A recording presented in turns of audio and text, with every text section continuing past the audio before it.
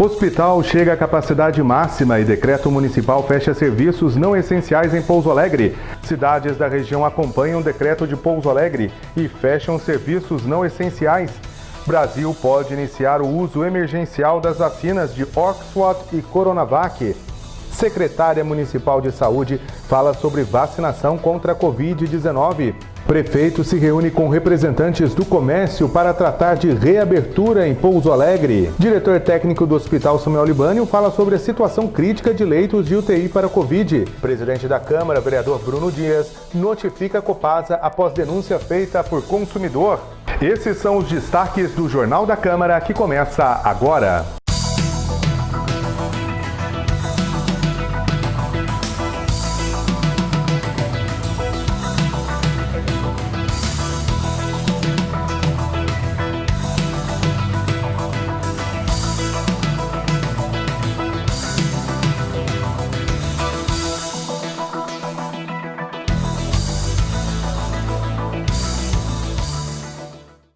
Olá, sou o jornalista Lucas Silveira e esse é o seu Jornal da Câmara.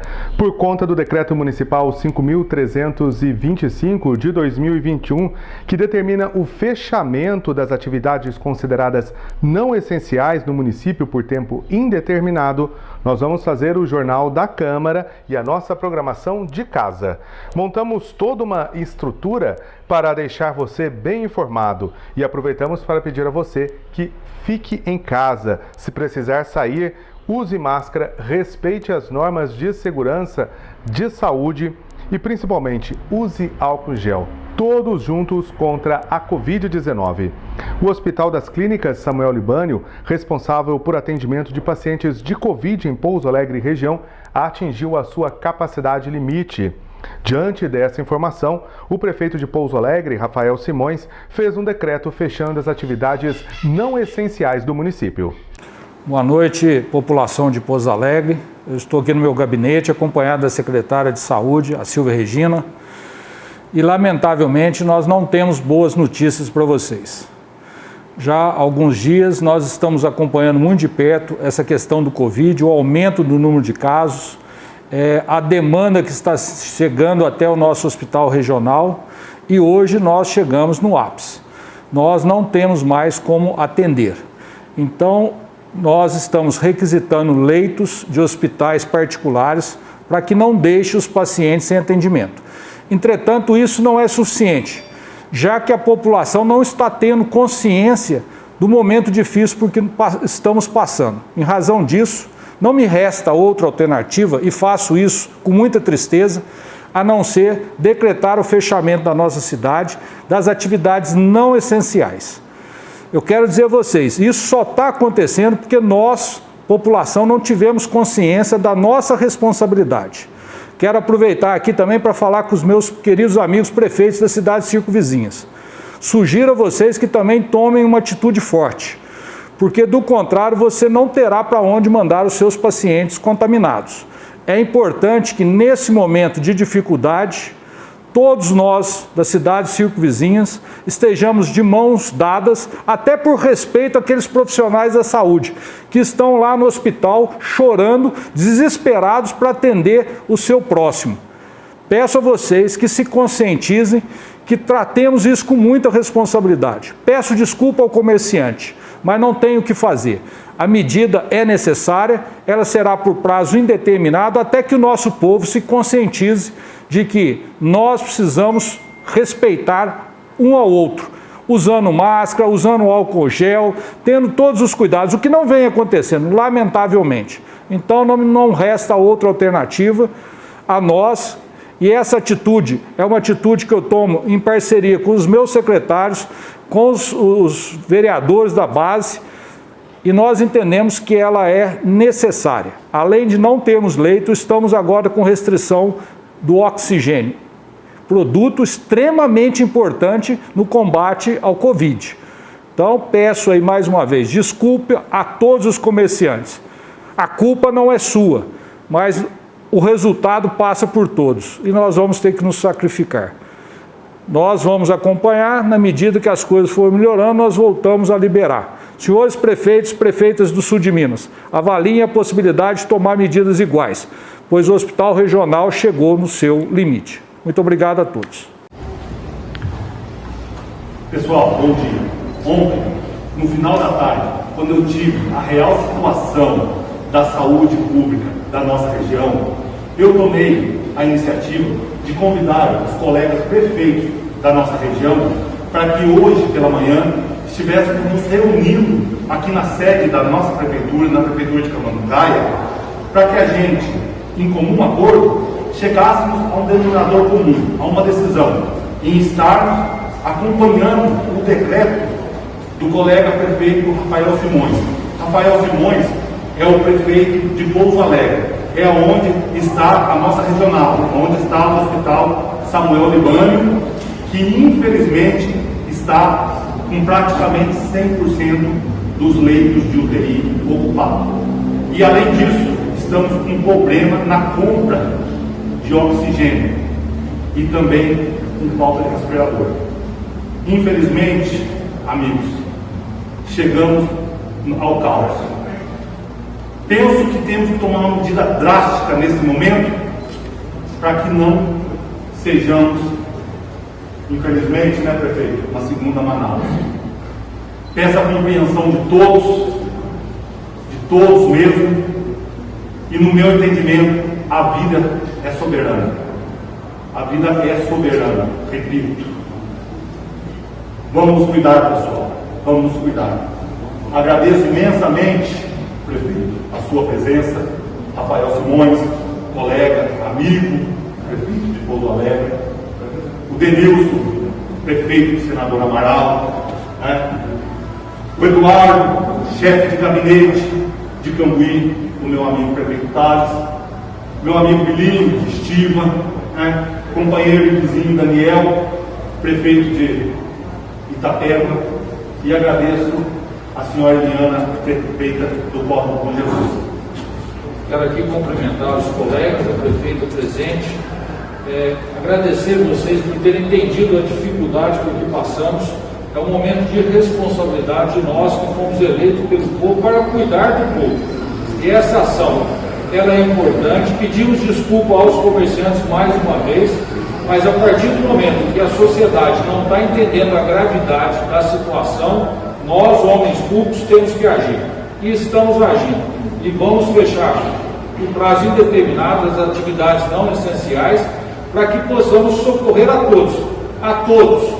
Nós não queremos, como diz muito bem o Rodrigo aqui, que possamos lá na frente ser uma outra Manaus. Os nossos pacientes, eles precisam e têm direito de atendimento. Mas para que isso aconteça, a população tem que entender que esse é o momento de nos recolhermos, fazermos o uso de todos os protocolos indicados pela OMS. Nós temos que usar álcool gel, temos que usar a máscara, que é importantíssima, o distanciamento social, e vamos enfrentar e vamos vencer. Pedimos aí a consciência de todos e que Deus nos proteja. Vamos todos juntos. Muito obrigado. Queria dizer, prefeito de Pouso Alegre, Rafael Simões, pela iniciativa, agradecer aos colegas aqui presentes, prefeito, Rodrigo, pelo espaço cedido por essa reunião, e pedir para cada prefeito em sua cidade que tome as medidas necessárias, que vai ser melhor para todo mundo. Quero também pedir desculpa aos nossos comerciantes da nossa cidade, que nos ajude nesse momento tão crítico. Se Deus quiser, a gente vai ter uma resposta rápida, mas a gente precisa da conscientização de cada um aí, de cada cidade, para a gente melhorar essa situação. Desde já, eu agradeço a compreensão de todos. Muito obrigado. Eu também quero pedir desculpa aos comerciantes, agradecer ao programa e também a todos os prefeitos aqui presentes. Vamos acompanhar o decreto pensando na vida da nossa população. Porque não adianta um município só fechar e os outros ficarem abertos. Então, estou com vocês, peço compreensão da população. Isso é só um período. Se Deus quiser, logo vai passar e a gente volta à vida normal.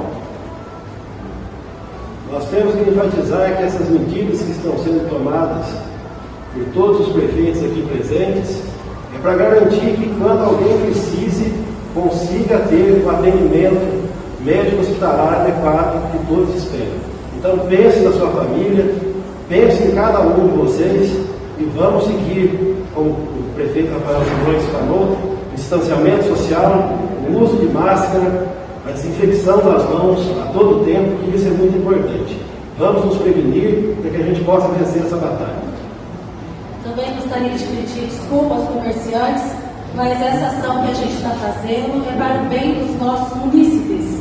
Em primeiro lugar, a gente está preocupado com a saúde da população. E juntos, creio que a gente vai vencer essa batalha, que não é só nossa, é de todos nós. É importante, parabéns, Rodrigo, essa oportunidade que está dando de fazer essa reunião, juntamente com os outros municípios. Está aqui várias pessoas da saúde. Queremos cumprimentar todos os outros prefeitos que estão aqui, imbuídos numa causa só, que é a vida, é o bem da vida. Pedimos mais uma vez desculpa para os comerciantes, mas infelizmente é importante essas medidas nesse momento agora. Pessoal, para encerrar, digo, é passageiro, logo passará, pessoal, logo passará. Nós, gestores públicos, estamos fazendo a nossa parte, todas as horas, todos os momentos, teremos noites de sono. Por isso eu peço encarecidamente, façam a parte de vocês.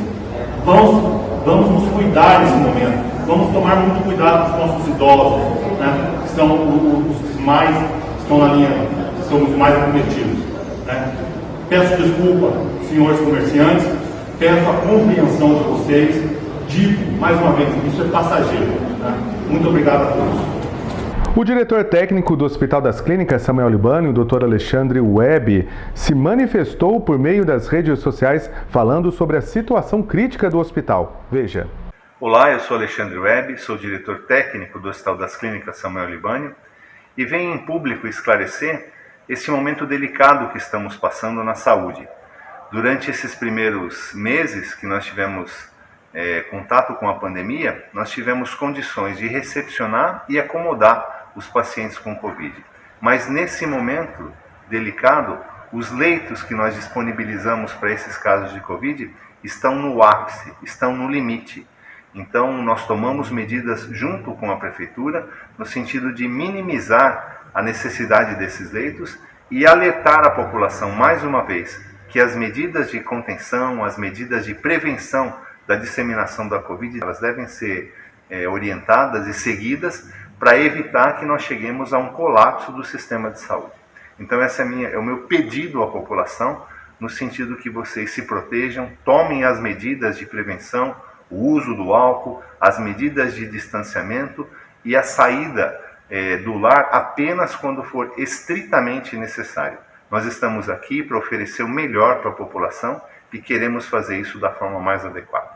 O uso emergencial de 2 vacinas contra a Covid-19 no Brasil foi aprovado pela Anvisa. Veja a reportagem. A reunião da diretoria da Anvisa durou pouco mais de 5 horas. Durante 9 dias, mais de 50 técnicos analisaram os dados enviados pelos laboratórios para garantir a eficácia e segurança dos imunizantes. As 3 áreas técnicas recomendaram a aprovação das vacinas de Oxford, do laboratório AstraZeneca em parceria com a Fiocruz e a Coronavac, do laboratório Sinovac em parceria com o Butantan. A Anvisa é hoje a única agência reguladora do mundo a analisar ao mesmo tempo 2 protocolos vacinais de uso emergencial e o fez em tempo recorde de 9 dias. Temos vacina. Para a relatora dos pedidos, os benefícios das vacinas superam os riscos. Ambas atendem aos critérios de qualidade e segurança para o uso emergencial. A partir de agora, fica autorizada a aplicação de 6 milhões de doses da vacina Coronavac, que já foram importadas pelo Instituto e estão no Brasil. A eficácia da vacina foi confirmada pelos técnicos da Anvisa e chega a 50,39%. Também está autorizada a aplicação de 2 milhões de doses da vacina de Oxford, que vão ser importadas da Índia. A Anvisa confirmou que a eficácia dessa vacina é de 70,42%. A aprovação da vacina é um desejo de todos. uma questão humanitária e de saúde pública. O momento é histórico de enfrentamento real à pandemia, capaz de reverter esse cenário devastador, um divisor de águas na história. Daí a importância de uma análise acertada, sempre pautada no equilíbrio e na cientificidade. O diretor-presidente da Anvisa destacou que o uso emergencial de vacinas é temporário e apenas para públicos específicos, previamente definidos nos estudos. Ele não substitui o registro definitivo da Anvisa. A ameaça ainda está à porta. O lobo ainda ronda o nosso quintal.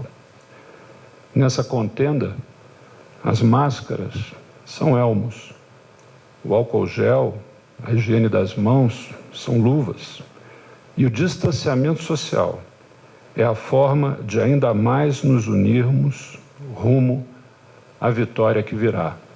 E aqui em Pouso Alegre, a secretária municipal de saúde, Silvia Regina, comenta sobre as ações que serão feitas para a campanha de vacinação contra a Covid-19.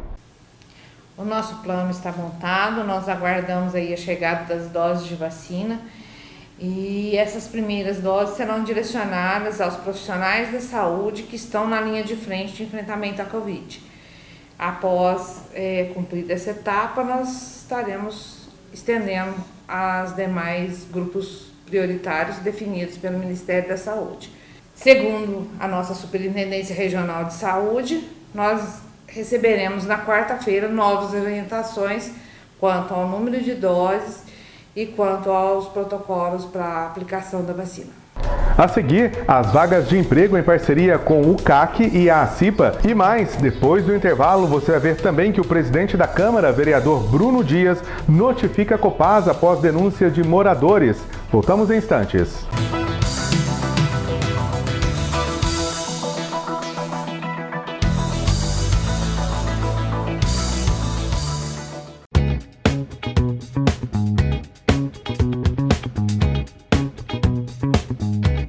Você sabe a diferença entre juízes, desembargadores e ministros? Olha só, todos eles estão no Poder Judiciário. Os juízes estão na primeira instância, eles atuam nas comarcas. Os desembargadores estão na segunda instância, nos tribunais regionais. Já os ministros estão na terceira instância, nos tribunais superiores. Tá vendo? Agora você sabe.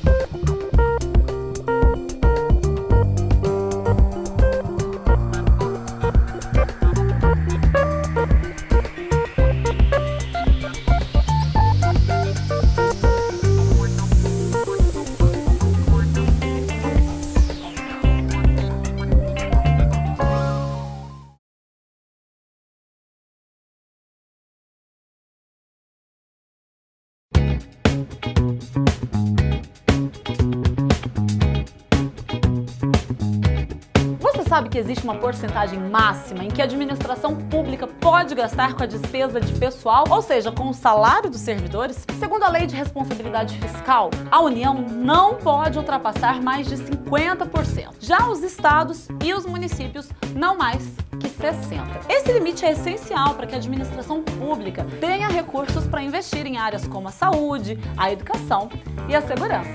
Tá vendo? Agora você sabe.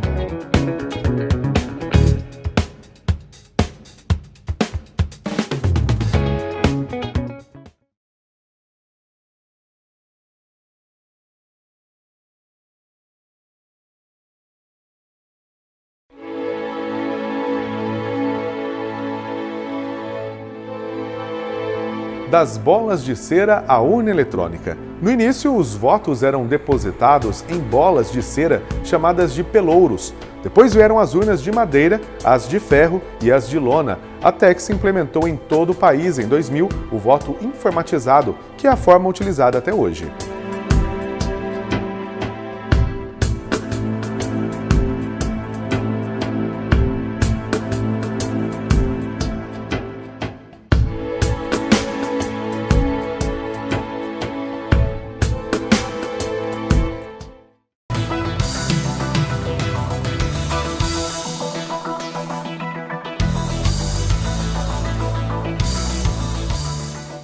O presidente da Câmara Municipal de Pouso Alegre, vereador Bruno Dias, do Democratas, notificou a Copasa após receber denúncia de um morador sobre a qualidade da água. Pessoal, tudo bem?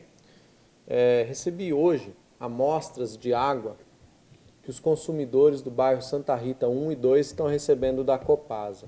Então a gente está oficiando a superintendência da Copasa aqui em Pouso Alegre para ela responder as seguintes perguntas. A primeira delas, qual que é o motivo da água, né, alegadamente tratada pela Copasa estar desta cor? Se essa água é segura para o consumo, que eu duvido muito. Se os consumidores vão ser ressarcidos pela água suja registrada nos hidrômetros, porque eles estão pagando para receber esse barro aqui. Se a Copasa vai arcar com os custos da limpeza das caixas d'água desses consumidores. E a última pergunta é se a água tratada pela Copasa está sendo entregue desta forma, o que o consumidor deve esperar do tratamento de esgoto que é cobrado pela companhia. Então a gente está oficiando em nome da presidência da Câmara Municipal e a gente espera respostas sinceras, honestas e conclusivas dessa companhia.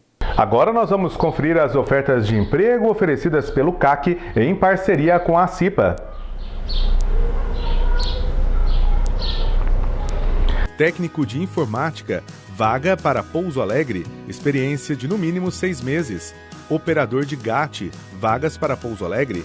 Técnico de enfermagem, com experiência mínima de 6 meses. Estoquista, operador de guincho pesado. Lavador de veículos, motorista CNHD, operador de empilhadeira, operador logístico, chapeiro, atendente de hamburgueria, assistente de marketing, motorista de caminhão, almoxarifado, líder de limpeza, promotor de vendas, suporte de TI, auxiliar de limpeza, recepcionista, secretária odontológica, pessoas com deficiência, PCD, supervisor operacional, técnico de segurança do trabalho, comprador de manutenção, supervisor administrativo, auxiliar de almoxarifado, operador de retroescavadeira, auxiliar de laboratório, promotor de merchandising, frentista, doméstica, suporte comercial, vendedor externo, operador de escavadeira hidráulica, operadores de trator de esteiras, auxiliar de produção solda SMD, analista fiscal, auxiliar de carga e descarga, operador de monitoramento, representante comercial, conferente, mecânico automotivo, auxiliar técnico, motorista D, promotor de vendas, fonoaudióloga. Vamos agora com informações de Brasília. Parlamento Digital, ferramentas digitais ampliam transparência e participação na Câmara dos Deputados.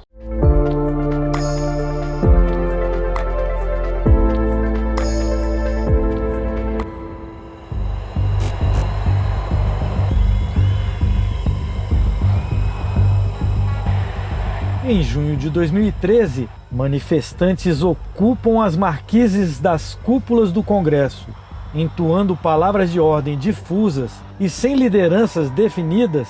Um movimento que já se espalhava pelo país revela uma crise no modelo político tradicional. O LabHack, ele é tributário ali das manifestações de 2013, na verdade. Porque naquela época havia uma necessidade de diálogo com a sociedade. Esse diálogo estava sendo muito complicado, porque os movimentos ali, as manifestações não tinham líder, então era muito difícil identificar alguém com quem conversar. O Laboratório Hacker, ou simplesmente Lab Hacker, foi uma resposta da Câmara às inquietações de uma sociedade que cobrava mais transparência e participação. Mas essa história, na verdade, começou bem antes. A gente não tinha nada. Eu me lembro, volto a dizer, que no final da década de 90, virando ali ano 2000, a gente ainda trabalhava com fichário dentro da Comissão de Constituição e Justiça. Então, o controle das proposições eram fichas, né? A gente abria aqueles armários de ferro e a sociedade não enxergava, não tinha acesso às informações. Dos arquivos físicos que ocupavam muito espaço e principalmente tomavam o tempo dos servidores, a Câmara aos poucos evoluiu para a era digital. E isso foi fundamental para as mudanças que viriam a seguir. E a gente rapidamente deu um salto, né? A gente direcionou de fato recursos, a gente estruturou melhor o órgão de informática da casa e com um objetivo maior, que era permitir que realmente a sociedade interagisse com a casa. Então, nós criamos inúmeras ferramentas, né, que ao longo desses anos também foram destacadas, inclusive mundo afora.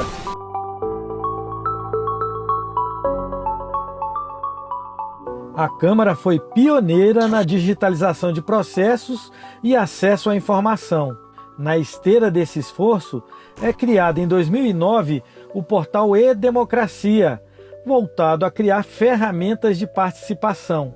A ampliação dessas ferramentas implicou numa presença cada vez mais constante do povo, dentro e fora do prédio do Congresso. Em certas janelas de oportunidade, políticas sociais viabilizaram o lançamento, né, o desenvolvimento e a manutenção de ferramentas e até órgãos voltados para a interação, para a participação popular, para a transparência, para o que a gente chama de uma política de parlamento aberto. É desse período a aprovação de leis que ampliaram a transparência dos gastos públicos e de acesso à informação. Mas, na mesma medida que se ampliaram os canais de participação, aumentaram as expectativas. Quando os parlamentos abrem canais para as pessoas participarem, para as pessoas darem comentários, tudo isso, também tem que pensar o que é que acontece a esses comentários, o que é que acontece a esses inputs. Ele não sabe que as considerações foram lidas pelos parlamentares, ele não percebe que elas foram respondidas, que elas foram incluídas no relatório, ele vai se sentir desmotivado. E essa questão é muito importante porque senão aumenta-se as expectativas dos cidadãos a níveis muito elevados, aumenta as expectativas que eles podem mandar as opiniões e que os políticos se interessam por essas opiniões. Novos personagens passaram também a querer participar. Além de setores tradicionais da sociedade civil organizada, uma multidão de anônimos que já ganhava expressão nas redes sociais apareceu exigindo espaço. Isso cria cada vez mais frustrações entre os cidadãos. Para mim isso não é engajamento. Para mim isso é só abrir a Pandora Box, como os ingleses dizem, abrir uma grande caixa de problemas. E aí a imagem que fica do parlamento ou do representante para esse cidadão é a pior possível, né? Do ponto de vista de quem participa, fica um buraco nessa relação, né? É como se você estivesse falando sozinho.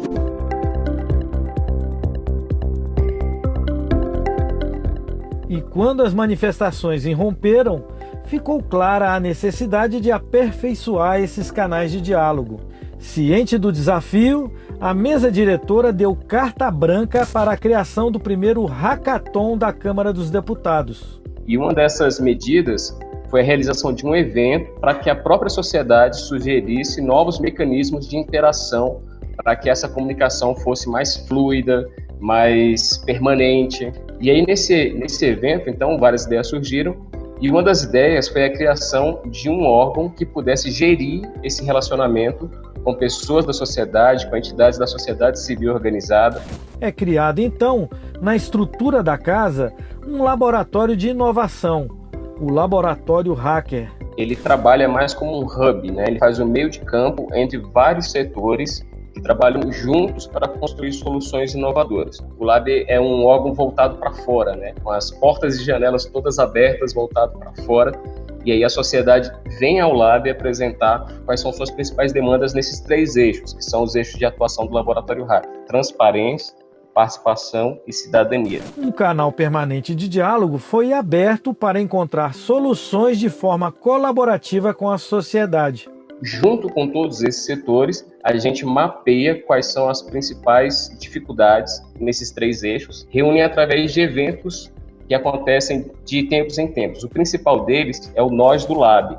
Então, a sociedade civil organizada traz os problemas de transparência, olha, a gente não está conseguindo acessar tal dado, traz também as dificuldades em participação que eles têm observado, olha, a gente não está conseguindo participar de determinada maneira, de determinada ação do legislativo. Essas ferramentas que surgem no Lab, elas surgem desse processo colaborativo e da interação entre esses vários atores. Entre outras ferramentas de participação direta disponibilizadas na plataforma E-Democracia, temos Banco de Ideias, onde é possível sugerir propostas de leis. Vote nas enquetes, para o cidadão dar sua opinião sobre projetos em tramitação. Audiências interativas, nas quais é possível encaminhar perguntas ao vivo para deputados e convidados. E o Wikileges, plataforma colaborativa para a elaboração de leis.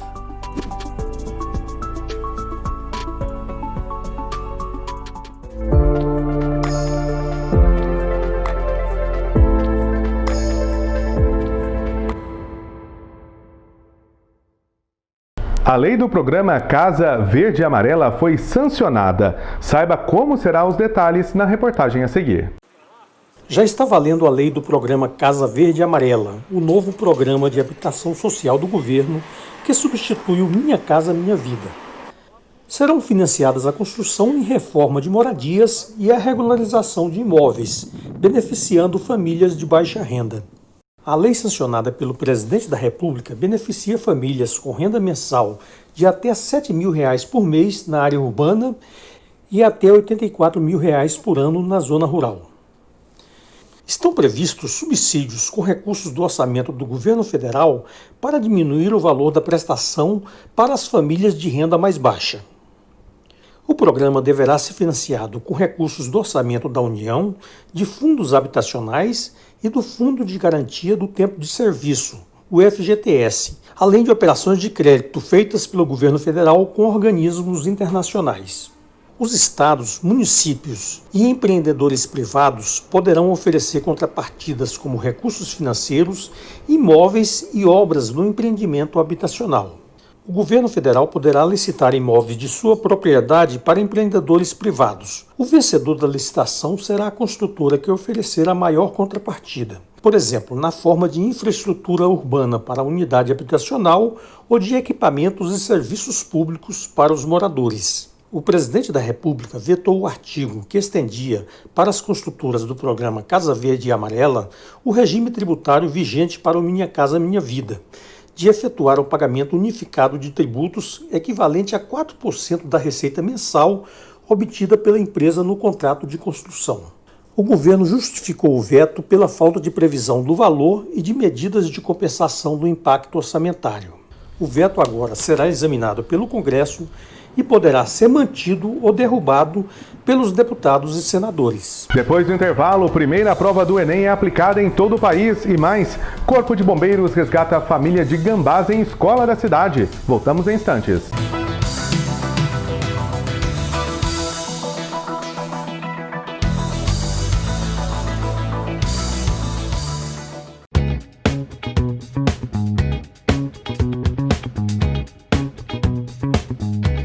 Você sabe a diferença entre juízes, desembargadores e ministros? Olha só, todos eles estão no Poder Judiciário. Os juízes estão na primeira instância, eles atuam nas comarcas. Os desembargadores estão na segunda instância, nos tribunais regionais. Já os ministros estão na terceira instância, nos tribunais superiores. Tá vendo?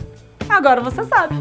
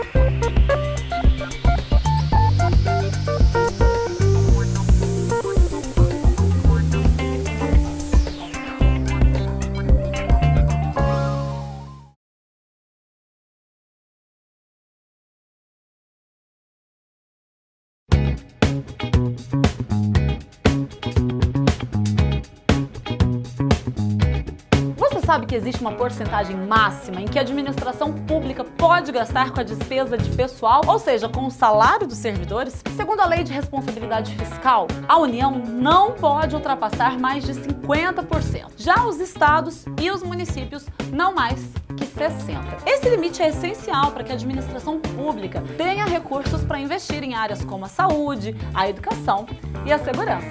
Tá vendo? Agora você sabe.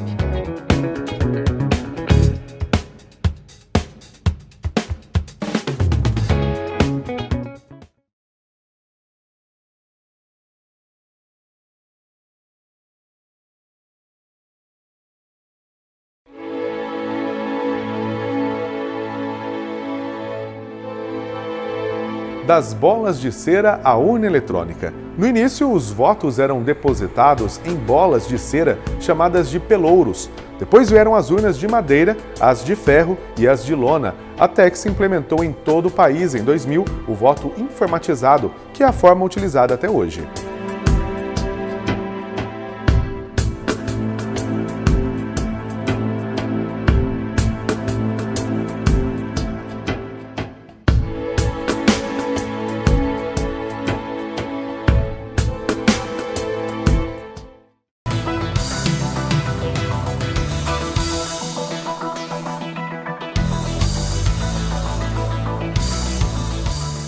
A primeira prova do Enem, o Exame Nacional do Ensino Médio, foi aplicada em todo o Brasil. Para o ministro da Educação, foi um Enem vitorioso. Segundo ele, a realização do exame, mesmo em tempos de pandemia, foi importante para não atrasar a vida dos alunos. Apesar disso, a abstenção foi a mais alta da história. Dos mais de 5 milhões de inscritos para o Enem de 2020, pouco mais de 50% não compareceu para fazer a prova. No meio de uma crise, uma pandemia, nós conseguimos mobilizar milhões de pessoas de maneira segura. Para mim foi um sucesso. Segundo, que a abstenção histórica do Enem a última foi de 23%. E uma situação normal, bem normal. Agora, nós estamos numa situação de calamidade. Tivemos uma aplicação tranquila do ponto de vista da segurança sanitária. Apesar de... houve avaliações e verificações pelos órgãos competentes. Na cidade de Mariana, o prefeito pediu para visitar as salas. Vigilância Sanitária visitou a Universidade Federal de Santa Catarina, outros. O Ministério Público tinha também uma força-tarefa observando as salas de aplicação pelo Brasil inteiro, e nós não tivemos nenhum local de prova interditado por questões de saúde. Em todo o país, mais de 20 ações judiciais tentaram impedir a aplicação das provas do Enem a partir desse fim de semana. Mas as provas foram adiadas mesmo apenas no estado do Amazonas e em 2 cidades de Rondônia. Além disso, 8.180 pessoas que pediram o adiamento por questões de saúde também farão o exame em outra data.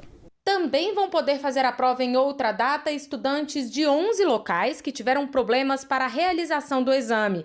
Mais de 14 mil locais estavam habilitados para receber os estudantes. Segundo o presidente do INEP, todos terão direito à reaplicação. Qualquer participante, seja por qualquer motivo, que se sentiu prejudicado em qualquer lugar do Brasil, a partir do dia, como está previsto no edital, a partir do dia 25 de janeiro, ele poderá solicitar a reaplicação feita nos dias 23 e 24 de fevereiro. Essa semana a Caixa completou 160 anos, só que muita gente não sabe que a Caixa não guarda só valores, também guarda muita história, como mostra essa reportagem. Em 12 de janeiro de 1861, Dom Pedro II fundou a Caixa Econômica da Corte Brasileira. Após a proclamação da República, o nome foi modificado para Caixa Econômica Federal. E o banco não guarda apenas grandes valores em dinheiro. Em seu acervo, relíquias guardam também um pouco da história do país. como as famosas poupanças abertas por escravos que juntavam dinheiro para pagar cartas de alforria. Aqui nós temos duas cadernetas de poupança de duas pessoas ilustres conhecidas, Cecília Meirelles, 1882, e Graça Aranha, 1896. E ao lado a gente traz o contraste, que são duas cadernetas de poupança de dois escravos, o Gustavo e a Dona Antônia Maria. E além da poupança, o banco oferecia ainda empréstimos sob penhor. Ele não nasceu com o nome de penhor. A princípio ele chamava Monte Socorro, exatamente porque era onde você ia para pegar um socorro, um empréstimo, penhorando as suas joias. E para registrar tudo, o livro Caixa continha toda a movimentação de contas com os depósitos, retiradas e cálculos dos juros, tudo escrito à mão. E naquela época, nada de grandes cofres e seus segredos. Um baú era o suficiente. Você vinha, fazia seu depósito, registrava naquele livro que eu te mostrei e guardava aqui. Esse era o cofre de 1861, a famosa Caixa Forte, que é um ícone da nossa história na Caixa. E o prefeito de Pouso Alegre, Rafael Simões, se reuniu hoje à tarde com representantes da Associação do Comércio e Indústria de Pouso Alegre. Veja o resultado dessa reunião na reportagem a seguir. População de Pouso Alegre, hoje, segunda-feira, eu estou aqui na Prefeitura recebendo aqui os representantes da Associação Comercial de Pouso Alegre. Aqui está o presidente, o Ibrahim Calas. Eles estão entregando para mim aqui um pedido dos comerciantes no sentido de revogação do decreto e a reabertura do comércio. Coloquei a eles aqui todas as dificuldades que nós estamos enfrentando nesse momento. Nós precisamos reduzir a circulação de pessoas pelas ruas da nossa cidade, inibindo aí a contaminação cruzada.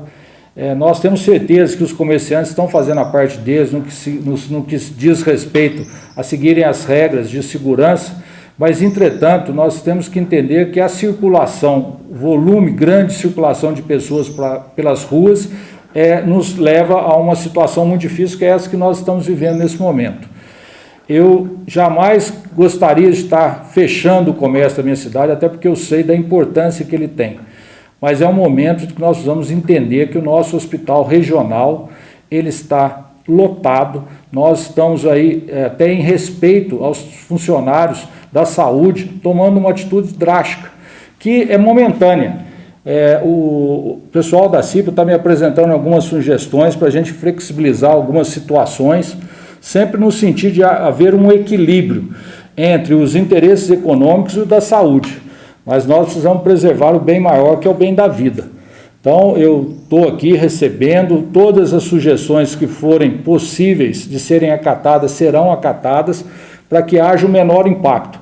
Eu acredito que se nós continuarmos trabalhando rapidamente, semana que vem nós já teremos um alívio aí nas vagas de UTI, que é tão importante. A grande missão do poder público nesse momento é não deixar faltar atendimento à população.